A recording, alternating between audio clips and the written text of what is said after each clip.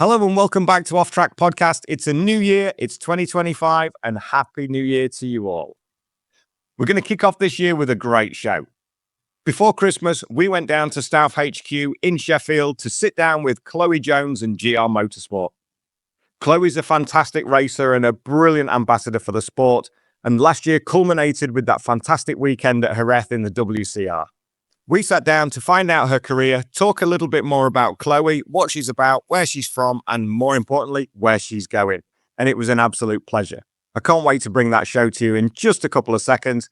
Before we do, please make sure you like and subscribe. We hit 7,000 subscribers before Christmas, which I'm so grateful for, and thank you again to each and every one of you.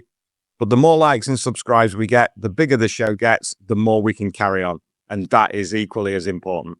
Anyway, that's enough from me. Let's get on with it. This is the brilliant Chloe Jones. Enjoy. In your own time. What am I going to say? Well, it's all about you, isn't it? Yeah, but you have to ask me questions.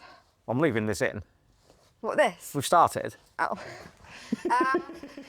Chloe, welcome to Off Track. How are you? Yeah, very good, very good.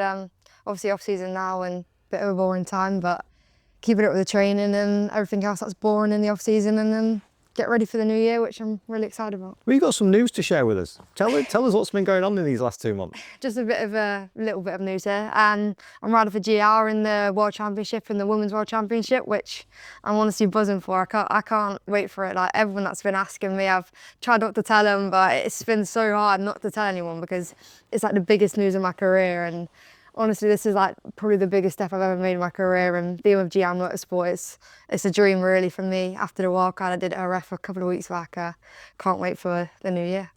How did it all come about? Well, Brent's been trying to help me for a couple of years now. He messaged me and we like speak at BSP and stuff, obviously riding with another team.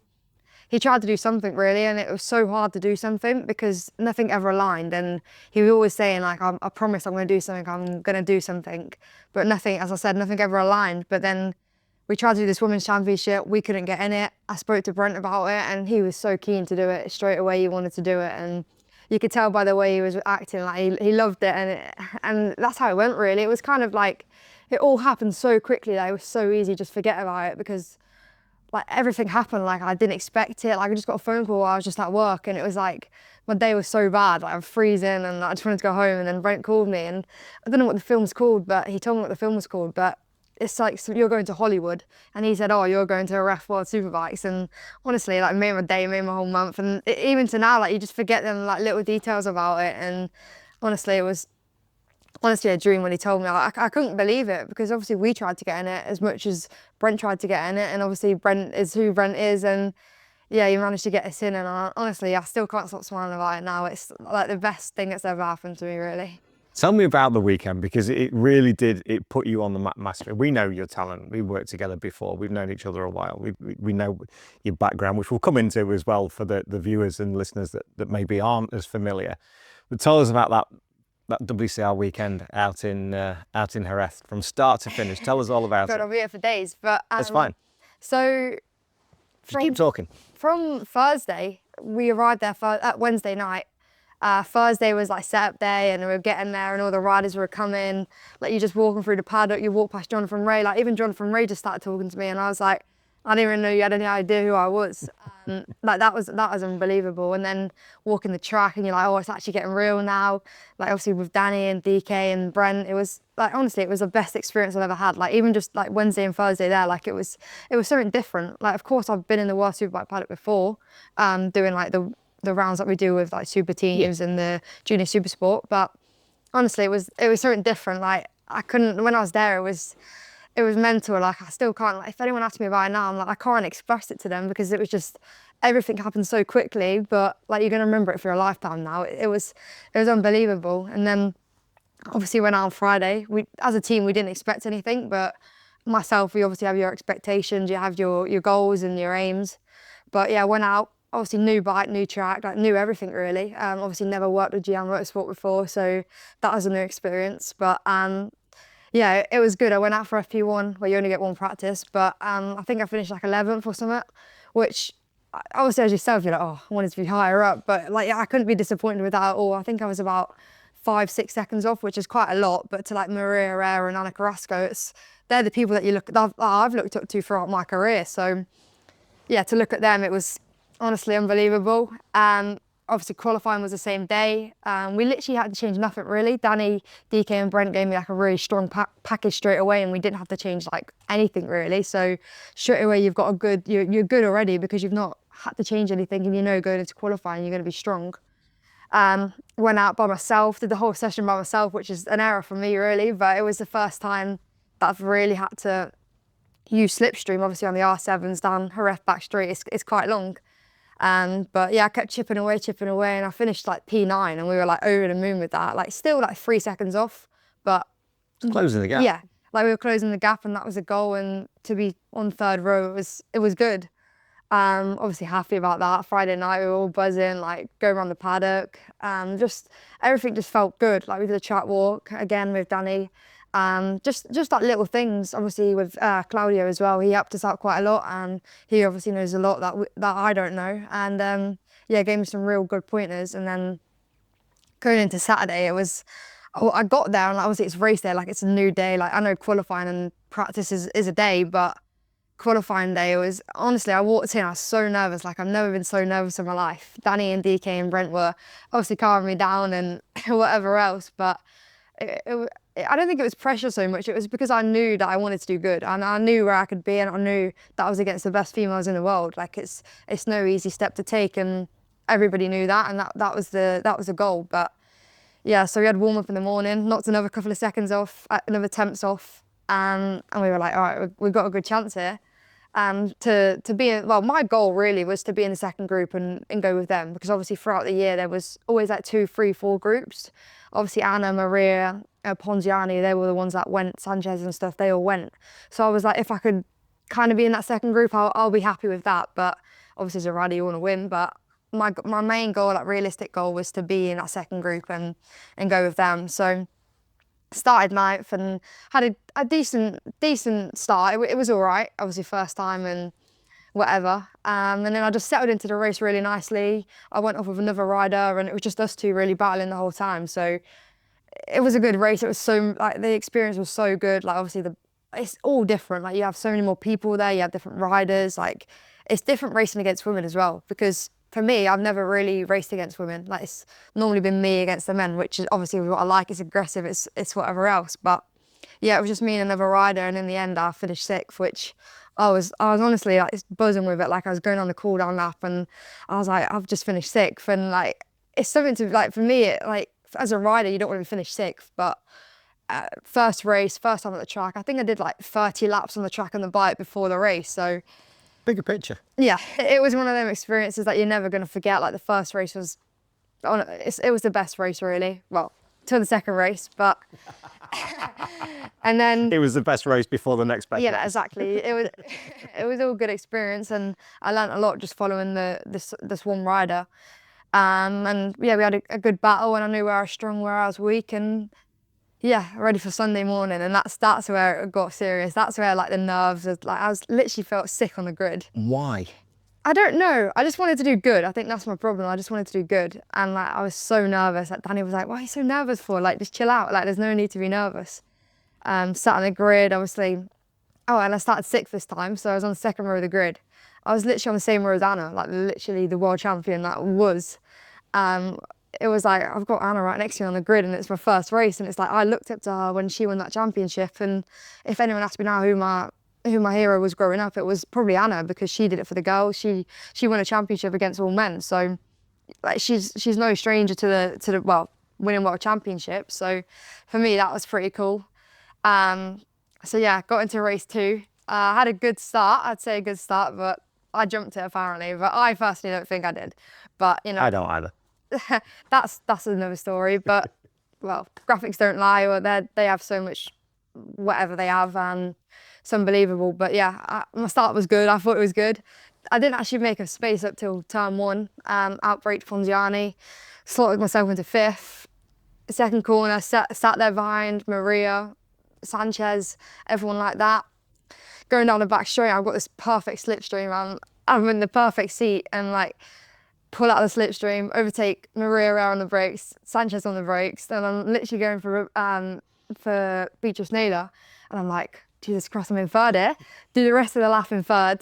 I'm sat there like, oh, I feel good here, I feel good. Crossed the line in third, I was like, this is going to be a good race. We've already pulled a gap from the second group. I'm like, I'm in the front group here. Like, Anna's right in front of me, Beatrice Naylor's in front of me, Maria Herrera's behind me. Yeah, and then go to turn 2 and Maria Herrera tries to outbrake me. I'm like, I can't let this. I couldn't let it go.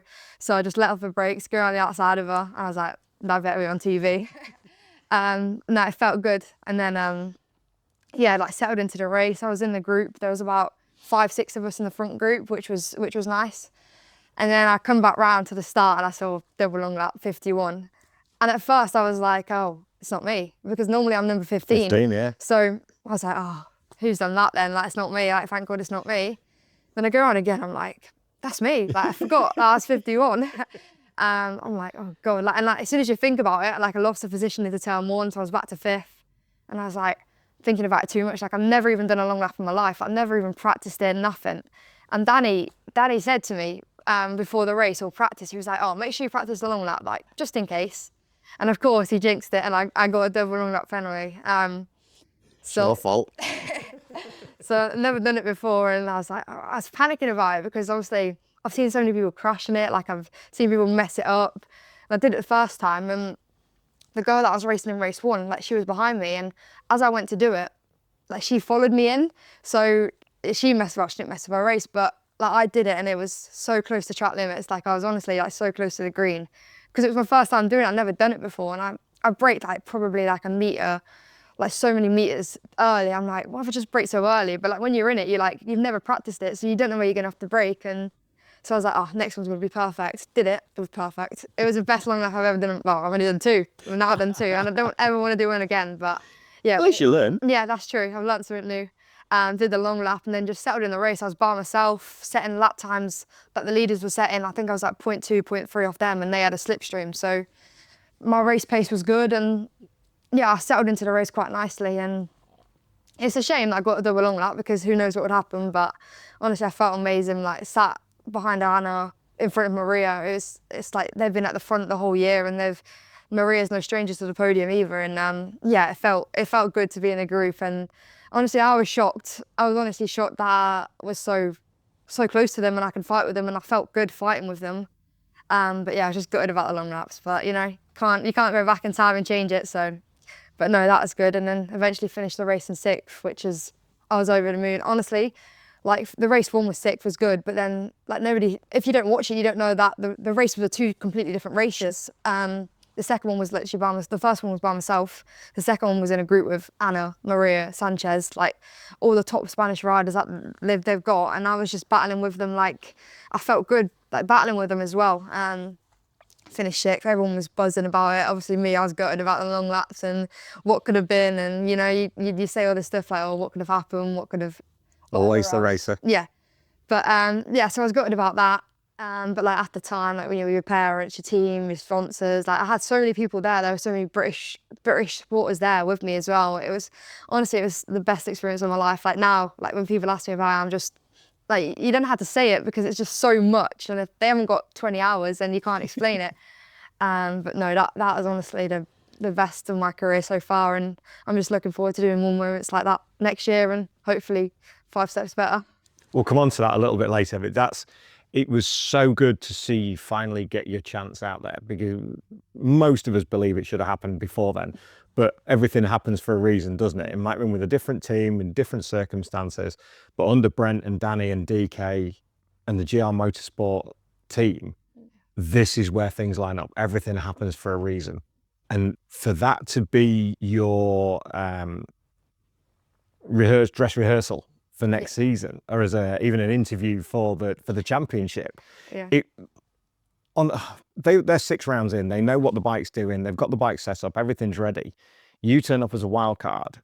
You've ridden the R7 No. previously, you hadn't, had you? No, yeah, no. So a bike that you're not used to, that you've not ridden before, to go out there with the world's fastest female riders and to come away with 2 results as you did, It's not shabby, James, is it? No, it was good, honestly. As I said, I expected to be like in the second group, like there was like 7th to like, I think it was like 12th. Yeah. I was kind of expecting to be in there. Obviously, I've watched all the races before and wishing I was doing it. But as you say, everything happens for a reason. And I think I was quite, not lucky, well, obviously I was lucky to get the opportunity to do it, but I think it was a perfect time for me to go in it and showcase what I could do. And it set me proper up for next year, which, yeah, it's really honestly, I like just smiling about it now. It's just like, I can't wait. I wish it just started now. Like yeah, but yeah, as you say, like I've never been there before, like never been on the track. Like they've done like 6 rounds. Obviously Anna rides pretty much every day on this R7 around go-kart track. So and obviously a ref as well. It's like most of their home tracks, and they were there like previously, like 2 weeks before. And I hadn't been there I was there for a test like a year back, but didn't ride the R7. Like it's completely different, but yeah, it was good. And obviously I had so many people there supporting me, like even like the support afterwards as well. It was unbelievable. Like the amount of people messaging me, like liking my post. Like honestly, it was crazy. Like, I couldn't even go on my phone. It was just spamming that much. But no, it was literally the best experience of my life ever. Like it was so good. And then here we are in Sheffield at Staff HQ in their fantastic recording studio, long-term sponsors of GRmotosport. And we're talking about this season just gone and next season. What a fantastic place to do it.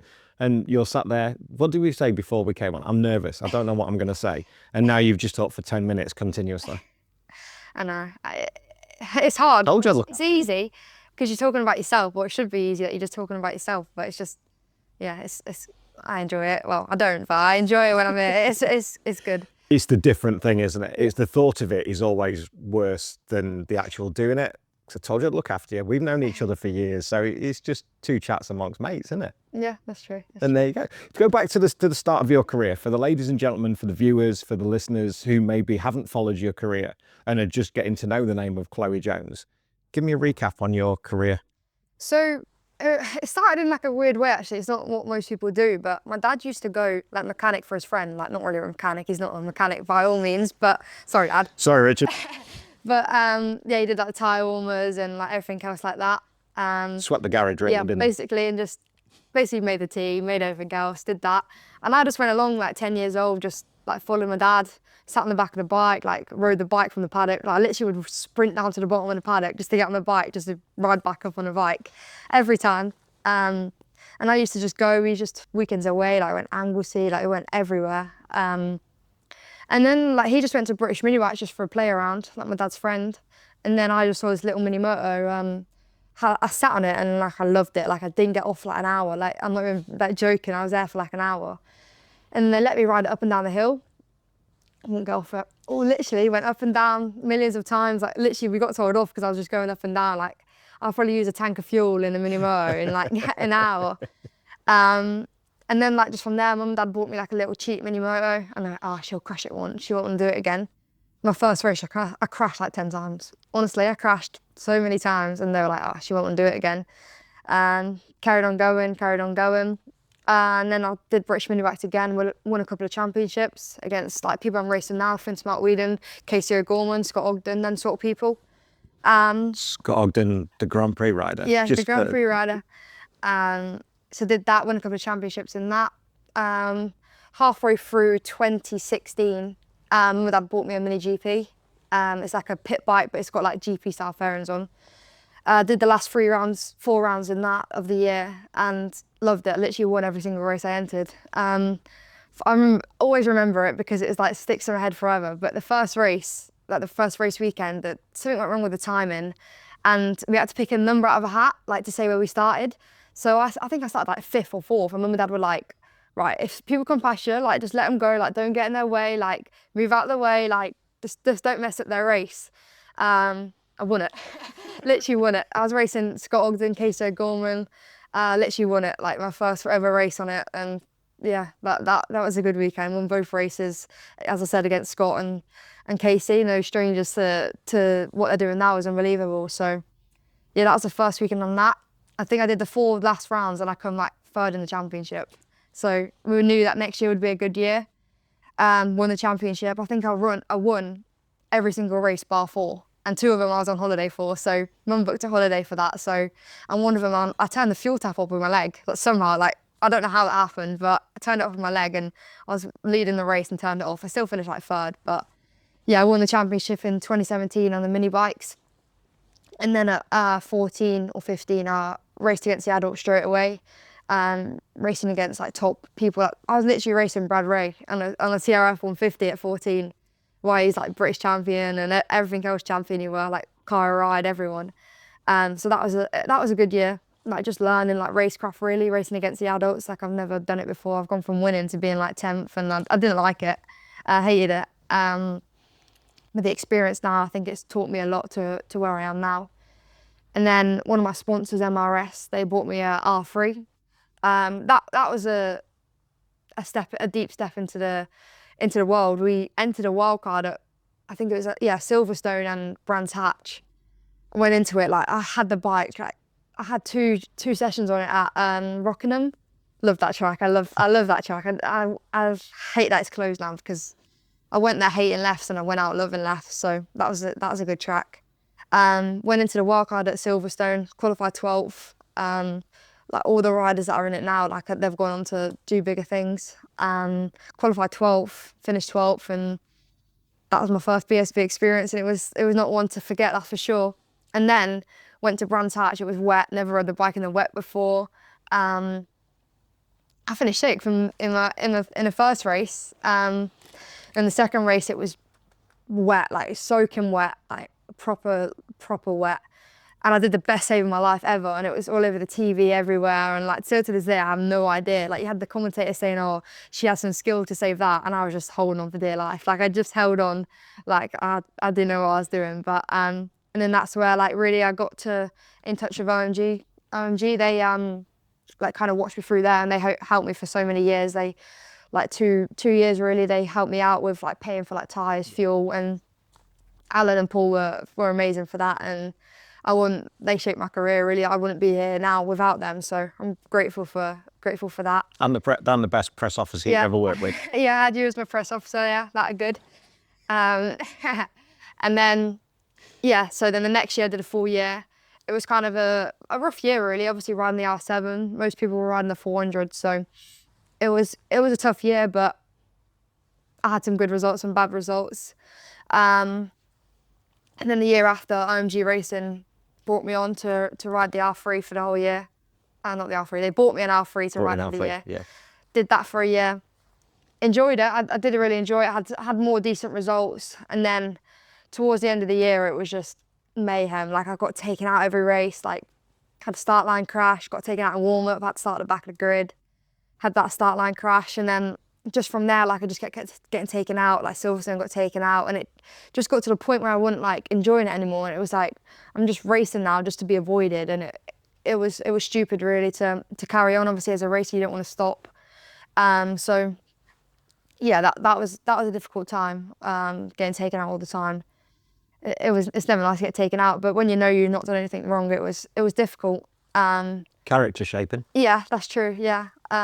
Alan, Paul and Holly like sat me down and they were like, right, we don't want you to race in that class anymore. Like it's obviously not working. Like you're getting taken out, for whatever reason. And then they don't like it up 'em. Yeah. The boys don't like it up. Yeah, that's it. So I sat down with them and they were like, right, we want to do it properly. We want to have you as a full-time rider for, I can't remember what year it was, 22, I think. 22 in stock 6. Yeah, in stock 6. Did stock 6. And I say it was a hard year. It was a hard year, but like, you had Max Cook winning like every race by like 10, 15 seconds. And on paper, it probably didn't look Apart good. from the first round. Yeah, the first round was good. Where did I finish? Like 16th or something in my first round. Asher put paid to that at Brooklands for it. Yeah. So, yeah, on paper, it looks like a really hard year. But like, now I look back at it, it wasn't actually that bad. Like my times are like a second and a half off Max Cook, who's now in BSB. It's like, I probably entered it like one of the hardest years, like setting lap records in FP1, where I've never even been to the track on a stock 6 before. And yeah, it was hard, but like I think it really shaped me to the rider I am now. Like it was difficult, like very difficult. But again, like you ran a 600 for OMG Racing, it's not anything, not too shabby at all, is it really? So I think you were too hard on yourself that year. Oh yeah, definitely, yeah, 100%. And like, as you know, like if you're too hard on yourself, you're never going to ride to to how you want. But so many people giving you advice through that year with mum and dad, Tommy Hill, Andy Ibbott, Alan, Paul, Holly. There was almost too much, I felt, at one point. It's like you were concentrating on your riding. It's the first time you've ridden the R6, and it was something that I was watching from a distance. And I maintain this now, that everybody worked in good faith, without a shadow of a doubt. Everybody wanted the best for you. And I was sort of watching from a distance, thinking, if you could trim that down, and because you were trying to learn you at that point, as well as the bike, and it's a completely different animal going from the Yamaha R3 to the Yamaha R6, from Junior Super Sport to Stock 6, different lines, different power, different weight, and under the banner of OMG, with the spotlight on you, and some numpty taking pictures and videos of you every time you come in and out of pit lane. It was a huge season, and for me personally, I think it was the right thing, but there was too much going on at the same time. And then you put yourself under pressure more to get the result, because you always wanted that point, that 15th place, that last point was the target every race, wasn't it? Yeah. And then you end up over trying, and you end up getting yourself discombobulated, for want of a better word. Do you know what I mean? Yeah, yeah. You know what it was like with Bubba and Sonny and the team. It was a perfect learning experience, though. What was the biggest thing you took from that season? So many things. Like, I think, as you say, like the pressure I put on myself that year, I think that was the real downfall, really. But yeah, it was a difficult year, but I learned so much. Like, being with a team, like, it's the first time being with a proper team, like OMG Racing, like, you'd say is one of the biggest teams in BSB. They have so much experience, so much knowledge. Obviously, Kyle and Brad as my teammate as well, that was something different. They were helping me as well. Like, as you say, there's just so many people trying to get involved in it, which is obviously the more people is normally the better. But first year on the Stock 6, first year, like as you say, going from an R3 to a Stock 6, it's completely different. I learned a lot, that probably made me the rider today. At the time, you think it's the wrong decision, but now looking back at it, you think, yeah, it was worth it, and it was good. Yeah, I learned so much from that year, and I'll do it again in a heartbeat. So yeah, you take the negatives from it, but you've also got the positives. Even though it didn't, on paper, it doesn't look positive, the actual outcome of it all was quite positive. I'm a big believer in as we mature, as we get older, you become the sum of the parts of all the people that you've met over the years, and just take the good bits from everybody. So there's bits to learn from Holly, bits to learn from Paul, bits from Algie, bits from Mum, bits from Dad, all the riders you've raced against, and it's unbeaten, which honestly, I love that, because there was yourself coming through, Saf Watley. Was she younger than you? Yeah, she's a little bit younger than you, isn't she? But Josh and his sister were coming through at the same time, and there weren't too many female riders coming through. No. Have you still got the Bucci, by the way? And I sold it. Oh, I really wish I had it still. That was your championship winning. Yeah, that was mini moto, wasn't it? The little blue one. Like now, like obviously we had to sell them to like get a new bike, but the championship one I wish I kept. Like it's somewhere, but I wish I kept it. Like it was honestly the best bike I've ever had. Like never broke, never nothing. The only time it ever stopped was when I turned the fuel top off. So like things like that I wish I still kept. But yeah, like going back to the OMG thing, like obviously I had like Tommy Hill and stuff. Like he's no stranger to anything, and to have him there was like unbelievable. Like even now, like I still talk to him every day. Like he's still there for me now. Does all my helmets, does everything like that. Yeah. He's so lovely, and just having him, like nobody gets that experience. Like Kyle has him now, but like imagine just growing to someone that knows about bikes saying, oh yeah, Tommy Hill was my coach basically. And it's like stuff like that is honestly like I took from that season very well, and I'm thankful for them all for that. So no, that was good. But no, it was a good year. Like as I said, on paper it doesn't look too good, but for me, and the times weren't actually that bad. Like even now, they're not that far off what they're doing now. So yeah, it was a good year. I think it was. Yeah. I think it was. Like you say, the timesheets don't tell you the whole story. Yeah. That's the important thing. In any, whether it's a race, whether it's qualifying, free practice, whatever, there's always stories behind the timesheets, and that's always important to remember. So how did you then regroup from that? Because you kind of ended the season picking gravel out of your levers up at Stirling's in that last round. You sort of went into the winter a little bit dejected, but then you pulled yourself back round and you went back to what you love. Yeah. To prove a massive point to yourself that you can do this. Yeah, that was the thing. I ended the season so like badly, like I crashed, like just kept crashing. Like Cadwell crashed like 3 times in one weekend at Charlie's one or whatever it's called. So it was like kind of like down and down and down, and like it didn't really get better. And it was at the point like, oh, I'm back to square one again, back to last year where I was crashing all the time, getting taken out, and it didn't one moment didn't cross my mind that I didn't want to do it anymore. Like you never do that, but it got to the point where I was like, like, what do I do now? Like, what do I do? Like, I don't want to go out to Junior Supersport where I'm getting taken out on the R3. So we were thinking about it all winter, and obviously you have other people telling you to do stuff, people telling you not to do it. And it was, for me, it was hard because we wanted to do it for another year because I knew it would only get better if I carried on. But we had to, well, we didn't have to, but we chose to move back to Junior Supersport, but this time do it on a 400, a Ninja. So we did that with Sim Cirrus. Straight away felt good, like I had the test, and like obviously my teammates are Lennon, Lewis and Abs. Obviously they've been riding the 400s for multiple years now. So it was good to be with them. Obviously went Spain testing, and straight away I was with them, so I knew it was going to be a good year. Obviously Finn was there testing with us as well, and straight away I felt comfy on it. I felt so much better than the R3, and I felt happy again, like in my riding, like I enjoyed it again. And that's all we wanted. Like you go racing to enjoy it, don't you? And no matter what, anything else happens, if you don't enjoy it, there's no point doing it. That's what I get told by my mum and dad every week. Even this, yeah. If I don't enjoy it, I'll stop. Yeah. You've got to, because you're not giving it the best that you can give it. It always sounds like it's a bit of a cliche, but it couldn't be more true that a happy rider is a fast rider. Yeah. Bottom line for racing. 100%. And like, you'd think that even if you weren't happy, you'd do well, but it's not like that. It's like obviously you're riding, but the mental side of it is so important as well. Like that's like 50% of it, I'd say. Like if you, my problem is as well, I don't believe in myself a lot. So that as well is like the massive part of racing. If you think you're going to do crap, you're going to do crap. And if you think you're going to win, you have more chance of winning if you don't say that. So obviously there's a point of being like cocky, and there's a bit of being, you have to have some sort of self-belief and whatever else to... It's a fine line. Yeah. So for me, I don't like it, but you have to have some sort of confidence in yourself to know that you're going to do good. Went into that season. It was a strong season, actually. I was in the front group at every race and like missed out on podium so many times. Like I think Snetterton, I missed out by like 0.02 of a second to the podium, and like obviously I was gutted that I missed the podium, but it was like the best race ever. My team, Sim Cirrus, they locked out the front row at Snetterton. That was very good. Like we all just celebrated, even if it was just qualifying, and we were like, just had the music on full blast and just like pretend that we're like MotoGP riders, like qualified, locked the front row out, which I don't think has ever been done before. So yeah, that was good.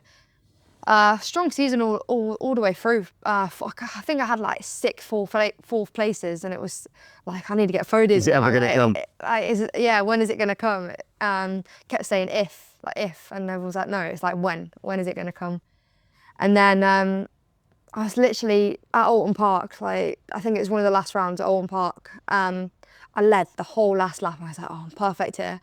No, I led the second to last lap and the last lap. I was like, oh, I'm perfect here. And then I come like 5th. I'm like, what have I done? What have I done in this world to not get a podium here? What did you do? I just messed up. I led onto the back straight, and well, I can't remember what's called. Yeah, so I led down there. Is that old chestnut? I was like, oh, because I led the lap before, and I was like, oh, no one slipstreamed me, so I'll be fine. It's not the last lap, so they don't need to. So this is it. And then like 4 of them come past me. I'm like, how have they just done that? Like I've just done the whole last 2 laps in first. But no, that was a good race. Obviously finishing 5th wasn't what I wanted. And an education. Yeah. Don't lead out of drift on the last lap. I learned from that mistake, and still that is the most fun race I've ever had in my life. Like it was just battling, like every corner there was a move. Like there's not one single, well, except from the last 2 laps where I led, like behind me it was like overtakes. But yeah, it was like, that was a strong race and gutted, but I learned a lot from that race. And then going into the last race, I knew I had a good chance. Started 4th, got into a good start. I think I was like 3rd, 4th. Yeah, and then the second and third crashed going up the hill. I can't remember what the corner. I'm so bad with corners. You got the second chicane and then you got that right before the top of the hill. They crashed there. Clay Hill. Yeah, so here I am. Water Tower. Yeah. Then Druids, Yeah. then Lodge. Whatever corners. I just Then didn't turn 1, turn 2, turn 3. So they crashed out. I think I was sat like fourth after they crashed.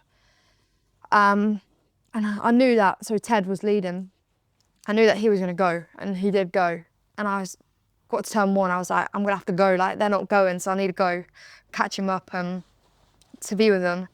I go to turn 1, do the most aggressive move I've ever made in my life. I can't remember who was commentating, but they were like, oh, she ran like a woman possessed or something like that. So yeah, that was good. Got to the front of that, and I started catching Ted. And then I was looking at my pit board, and I was like, they're not coming with me. Like, then no one was coming with me, so I was just catching Ted by myself. And it was like a 4-second gap at one point to Ted. And I caught it up, and I was like, oh, I'm in for a good chance here. Like, I just caught him up, like, setting the lap record. Like, no, it wasn't a lap record. I think Cam Dawson still has that, but I was like 0.2 off the lap record, and everyone was like a second slower than me, like even Ted. So I caught him up. We had a good race together, battling with each other. Honestly, I made probably the best move I've ever made in my life. This is bad. The fast left, I made a move there, and I thought, oh, that was a bit close. The fast left before you got the bank right. Oh, Island. Yeah. Into Shell Oils. Yeah. Island Bend. Made a move there. Not that I've ever raced or ridden round Alton Park, but I just say turn 1, turn 2, or turn 3. Made the best move there. I was like, oh, that's a bit tight. Did it again the next lap. it's brave through there. Yeah, it is. Yeah, and it's all on TV, and I watch it every day. When I feel unmotivated, I just watch that and then like, yeah, that was good.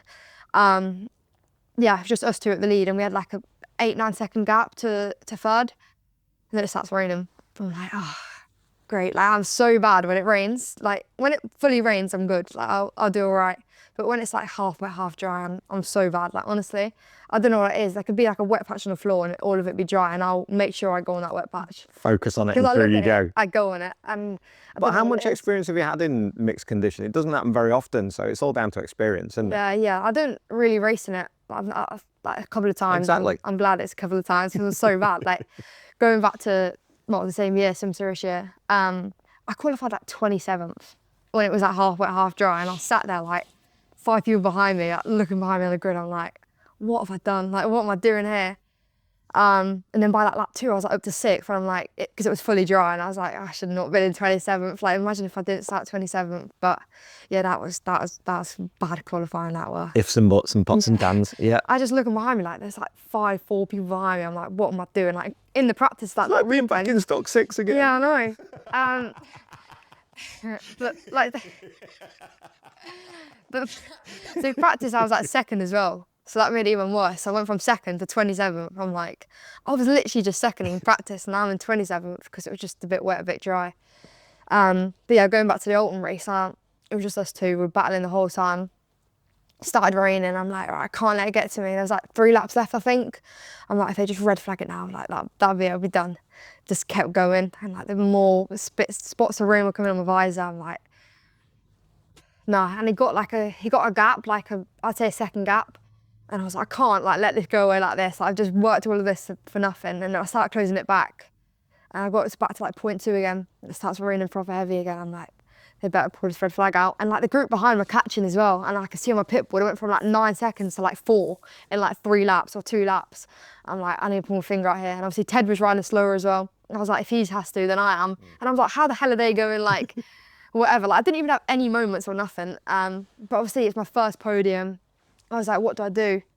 Then it slows down a bit, and I make a move into the last corner on the last lap, like 2nd to last lap.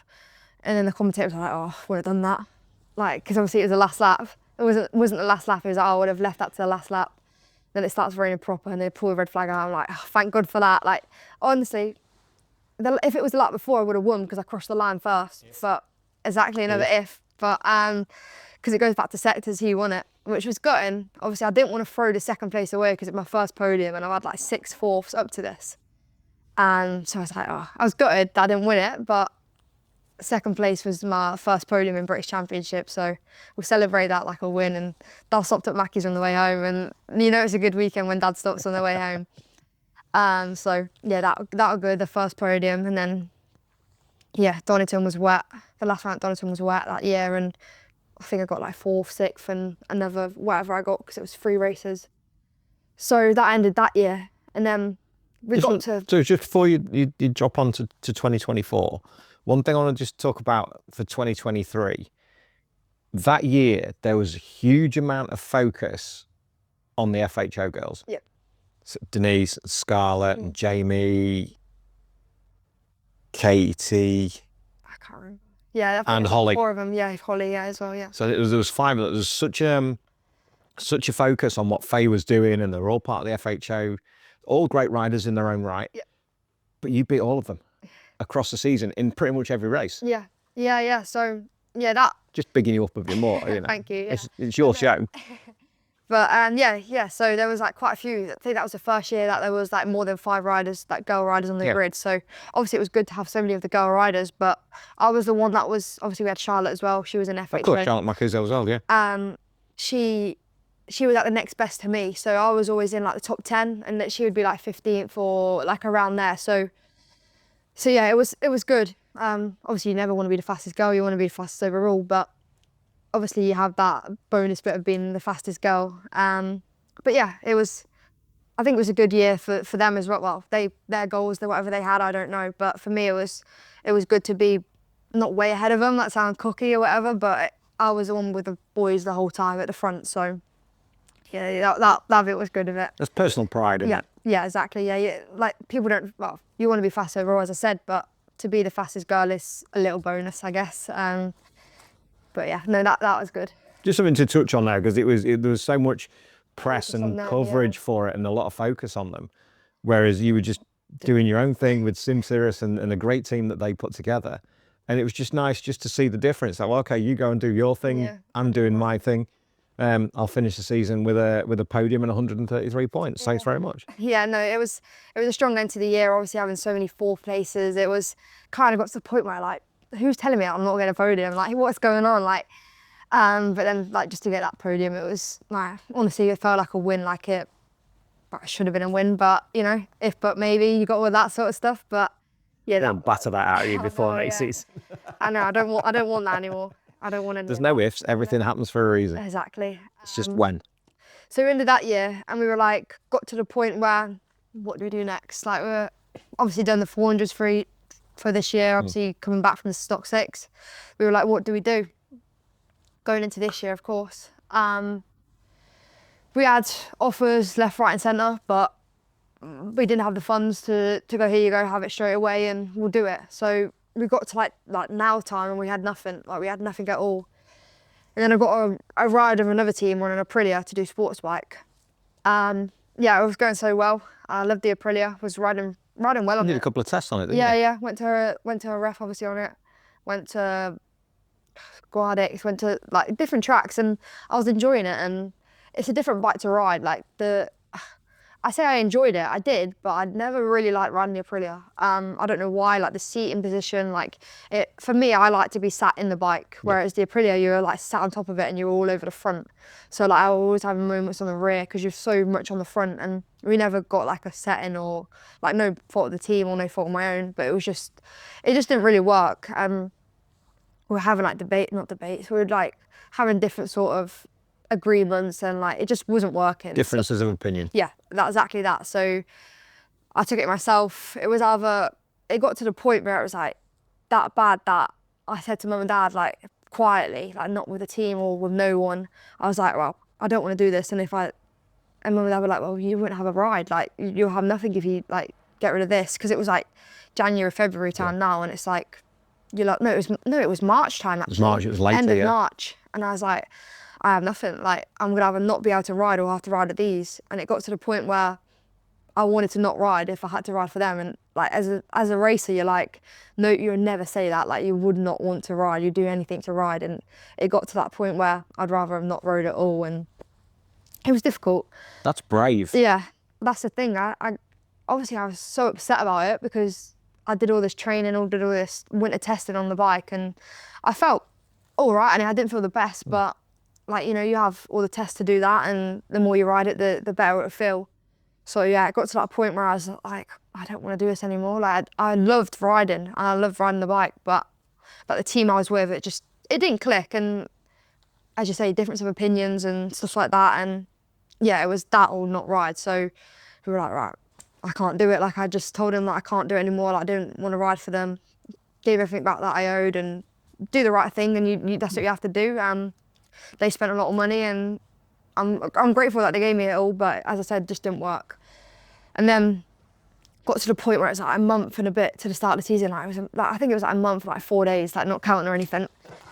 And as I sat there, like I've got nothing. Like every ride's taken. Obviously, you're in March. Everyone's like already testing, and like everyone was out testing. And I got to the point I was like, I'm not gonna have anything. Like we couldn't run our own team because we couldn't afford a bike. Like we just paid all this stuff to go testing on this other bike and did like back to get all the levers done. Like luckily we stopped them in time, but yeah, I had nothing. And then one of my dad's friends that actually started off riding. Like he taught me how to ride at the start. He was like good friends with Leon and whoever else. Spoke to him and was like, Chloe didn't have a ride and like she needs a ride like desperately. So the only chance really we had was obviously we wanted to do sports bike, but it was literally not possible to get a ride at all in that. So I had a year that I could do Superteens. So they've lowered the ages in the Superteen class, so I could only do it for a year anyway. So did that, obviously spoke to Leon, he gave us a good deal, sorted us out deal, and like, that was like a huge relief. Obviously Leon wanted me last season as well, but as I said, we couldn't afford to pay what he wanted in time, in that time period that he wanted, because obviously he announced it at NEC and we didn't, at the time we wanted to do sports bike, we didn't want to do Superteens, but it was the only option. And if you, as I said earlier, you want to ride anything if you can. So signed with Leon, obviously missed all the testing, missed everything. They did a test like a couple of weeks before.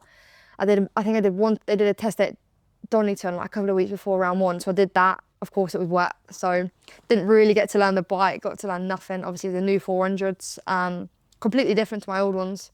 In what way? So I don't know what the difference is. Like, I don't know. How is this different to you? Like to me, it was, so obviously they're revier. So they've got a lot more revs. They're obviously faster, heavier.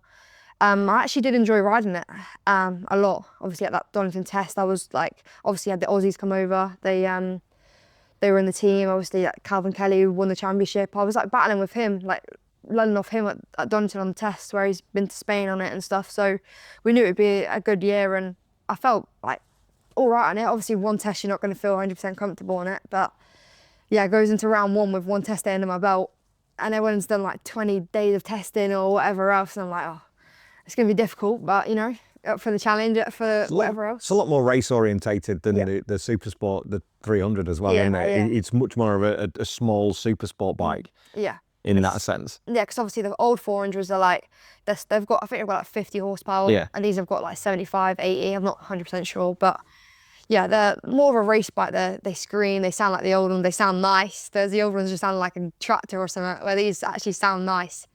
So yeah, going to round one, like not really expecting anything. Struggled so badly in practice and qualifying. Well, practice, I think I was like 15th. I'm like, what have I done? Like, what mistake have I done here? Not knowing anything, like I've just riding the bike and it was just everywhere. Like I just never felt confident at all. Changed a lot of things for qualifying. It just wasn't going well. Got to like the last 5 minutes of qualifying and changed like everything. Like literally possibly anything we could change, we changed. Goes out, I guess a perfect toe ever. Sticks it fourth on the grid. I'm like, right, that's better.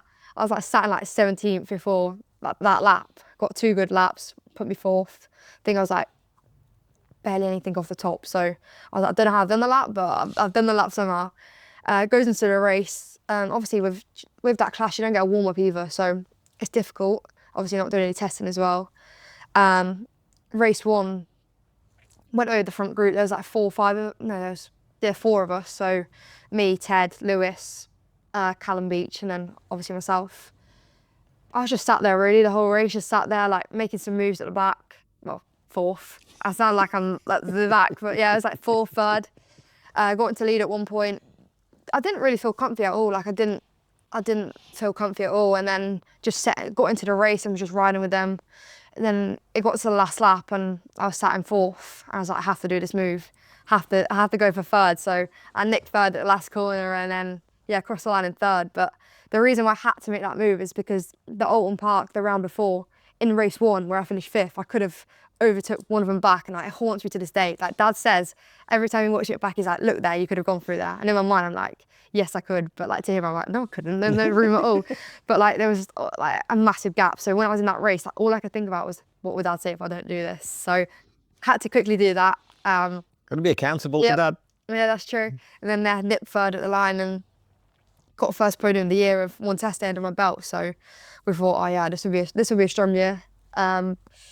First podium for Rocket. Obviously, it was new team. Well, they had the team before, but obviously Rocket took it over, and first person to get a podium and Rocket as well. That's quite cool. Everyone loved it. All the Leon, everyone loved it. And then the whole year throughout was good. Like I was in the front every race pretty much. Obviously with all the, well, it was like 6, 7 of us that were always at the front. So yeah, that was good. Get loads of 4ths again. I'm like, not again. Like I don't do this again. Like, yeah, it was going well. Had like a couple of difficult rounds, and then got to Brands Hatch, one of the later rounds. Felt good from practice. I was like 2nd in practice, like nothing off. Qualifying, I was awful. It was so bad, like, because everyone was just like, everyone was together on track, and I hate like being with like too many people. Okay. Like in a race, obviously it's different, but in qualifying, I'll just like do it myself, and if there's one person in front of me, I can get a toe off, then like perfect. But everyone was just going out together, so you couldn't get a clear lap at all. And every time you'd come in, there'd just be another massive group of people. So like everyone, like nobody, I think we were like 2 seconds off our practice time just because everyone was following each other. All tripping each Yeah, other up. so I finished like 6th, which wasn't too bad. But this weekend we had 3 races, obviously because one of our races got cancelled. So I don't normally like Brands Hatch, but now it's like pretty one of my favourite tracks ever. But I think I can speak. That's redemption from stock sales, isn't it? It's like, actually, this place is all right. I think everyone could speak. Like every racer will say, like, if you do good at a track, then it's your favourite until you do good at the next track, and then that'll be your favourite track. So yeah, that was race 1 in the battle. There's like 5 of us. Finished 4th. No, 6th. I finished 6th. Sorry. And then obviously 2 races on Sunday. So going to that race, I think I'm starting 4th. I'm like, I have to do something now. Like I have to get a podium. Like I didn't really pressure myself or anything, for sure. But like I felt good in the race. It was me, Brody, and Calvin, my 2 teammates, went out while we were all leading. I think we were leading for like 6 of the 8 laps. Like we led for like majority of it. Felt comfy. Like us 3 were just battling with each other. And then James Cook comes flying through, and we're like, where's he come from? And then it's like us 4 battling for the lead. So it was just mainly us 4, and it was like Ted, Carl Harris. They were like just behind in the group behind, like barely a group. It was like a second. So it was kind of us 4 to fight for first. Not easy to say, is it? No, I know. So yeah, going to the last lap, I was in 2nd, and my teammate Brody tried to go underneath me at that blind right-hander, this 3rd to last corner, whatever that's called, you'll know.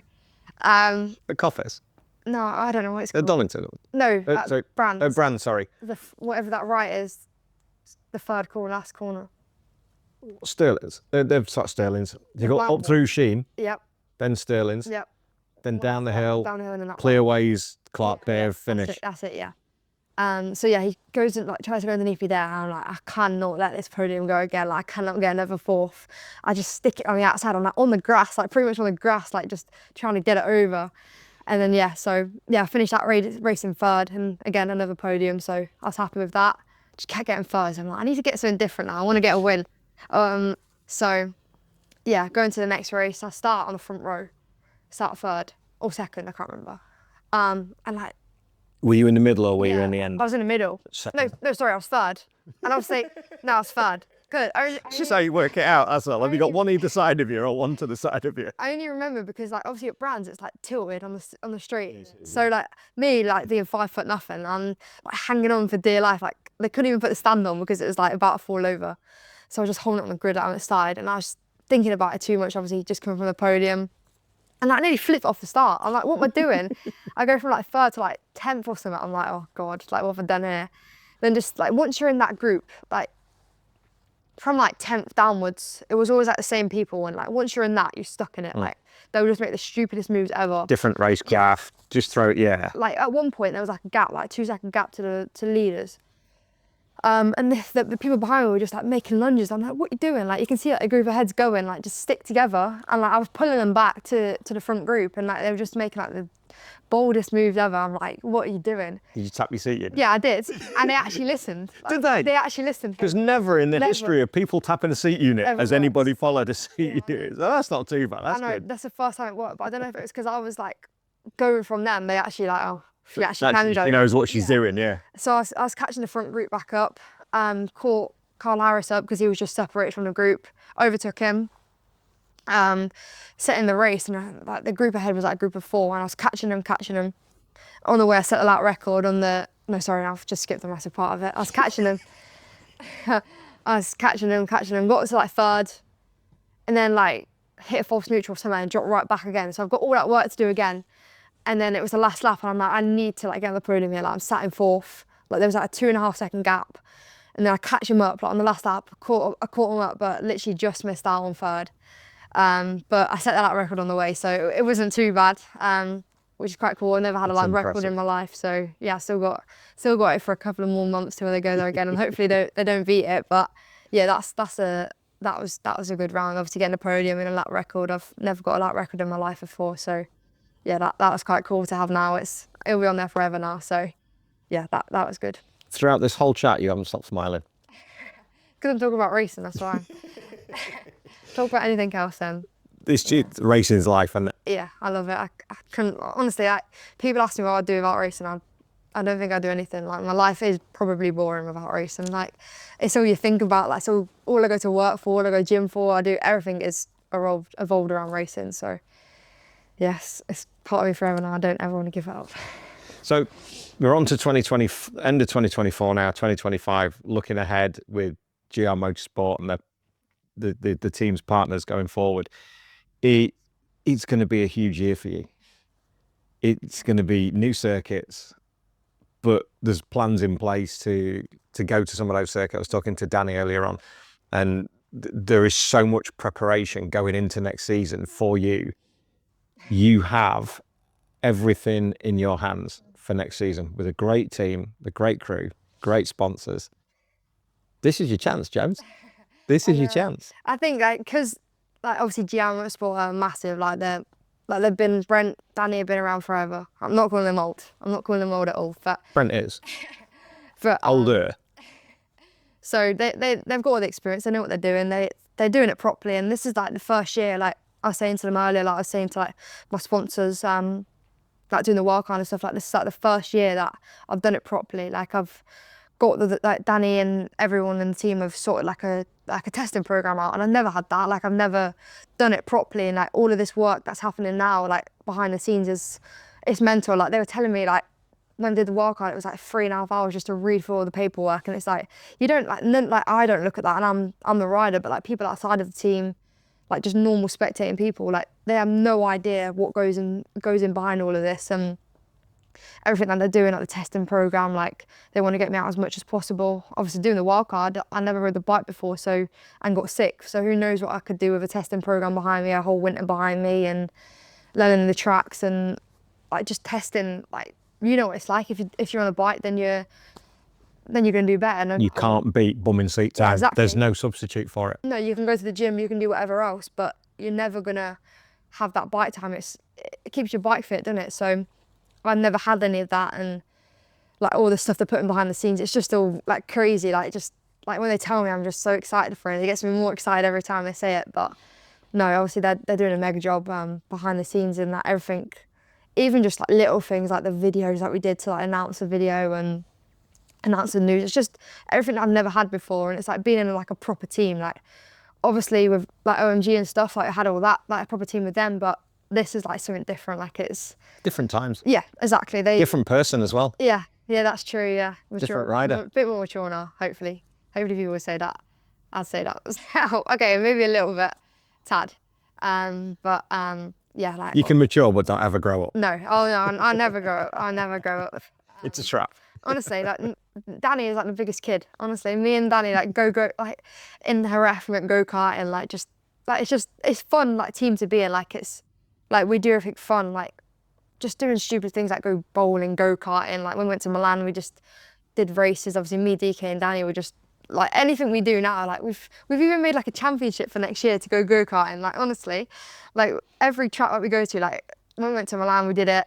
But like next year we're doing it properly. So when we go to like a track, we're going to go to a go-kart track as well and have a race and do like proper championship, like have points, everything. So yeah, we're doing it serious. Go-karting is serious next year as well as the World Championship, of course. But no, I can't wait for it. And like, everything about it is just so exciting. Like it just gets you up in the morning, gets you to work, gets you to the gym. Like it's just all motivation, really ready to start. Well, this is like the proper, I'd say this is the start of my career, hopefully. Start of a grown-up career. Yeah, exactly that.